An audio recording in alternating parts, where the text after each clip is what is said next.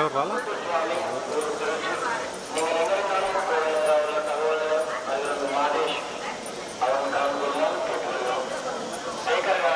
Photo తీసుకున్నా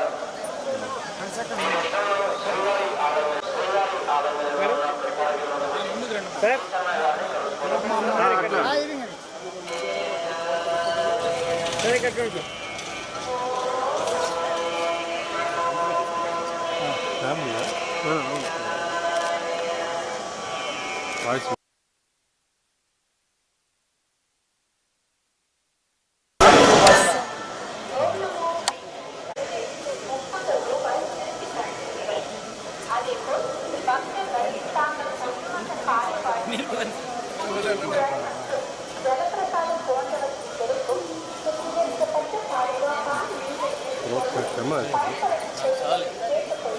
querendo apoio tema disponível.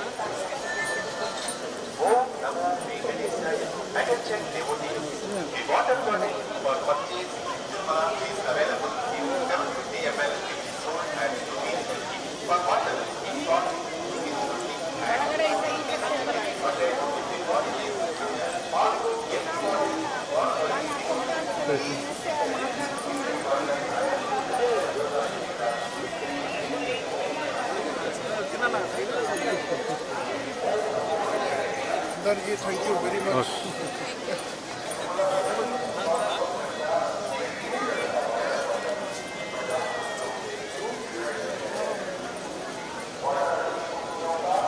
Naidu.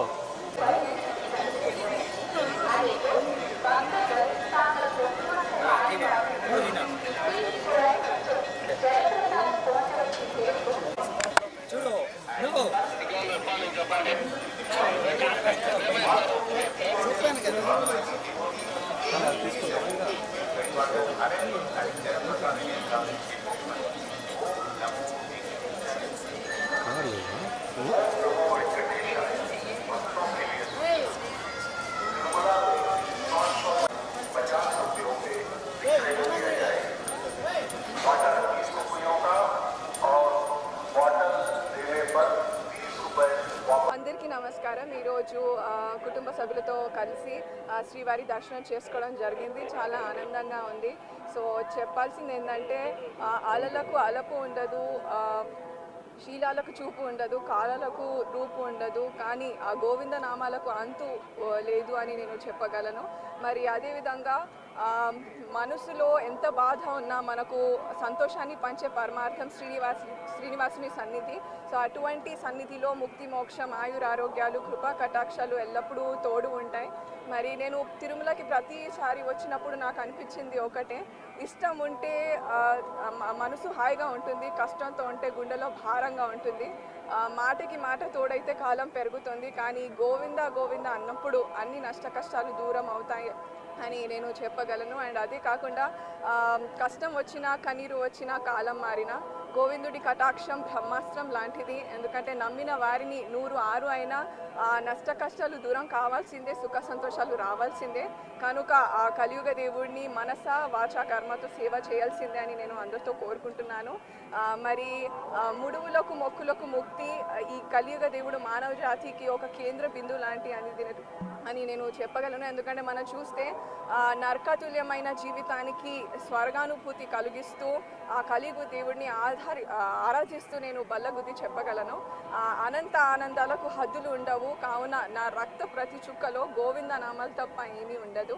ఎందుకంటే ఏడుకొండలవాడు నా ఆరాధ్య దేవుడు, మమ్మల్ని భక్తి ప్రసాదించి పరమార్థం తెలుపు దేవుడు అని ప్రాధేయపడుతున్నాను. అదే కాకుండా ఎల్లప్పుడూ దేవుడి కరుణ కటాక్షం ఉంటుంది అని నేను భావిస్తున్నాను. అండ్ ఫైనల్లీ శ్రీ పారిజాత పుష్ప సేవ కన్నా పేదవాడి మనసులో శ్రీ నిత్యశ్రీ పాద సేవను అంటే అందరికీ కూడా భక్తులందరి పాపాలను మరియు దుఃఖాలను హరిస్తూ అండ్ అందరి గుండెల్లో గోవింద గోవింద అని జపిస్తూ అండ్ వరాహ రూపంలో దర్శనమిస్తూ ఇంకా సుఖాలను దగ్గర చేస్తూ గోవిందుడి లీలా చెప్పుకోలేని ఆనందానికి చిరునామా అని నేను చెప్పగలను. నెక్స్ట్ ఇప్పుడు ఈ మంత్లో నెక్స్ట్ వీక్ నేను టర్కీ వెళ్తున్నాను. అది ఒక వరల్డ్ ర్యాంకింగ్ టోర్నమెంట్లో పార్టిసిపేట్ చేయడానికి వెళ్తున్నాను. సో అందుకే శ్రీవారి దర్శనం చేసుకొని ఆశీర్వాదం తీసుకున్నాను. ఐ హోప్ ఐ బాగా పార్టిసిపేట్ చేసి మెడల్ గెలుస్తాననేసి ఆశిస్తున్నాను. ప్రస్తుతానికి 2 years కోవిడ్ వల్ల నేను టోర్నమెంట్స్లో పార్టిసిపేట్ చేయలేకపోయాను. అదే కాకుండా నేను అతి తక్కువ వయసులో PhD కూడా కంప్లీట్ చేయడం జరిగింది. సో రాబోయే రోజుల్లో ఈ ఇంటర్నేషనల్ టోర్నమెంట్స్ ప్రకారం ర్యాంకింగ్ ప్రకారం ఒలింపిక్స్కి కూడా రాబోయే ఒలింపిక్స్లో సెలెక్ట్ చేయడం జరుగుతుంది.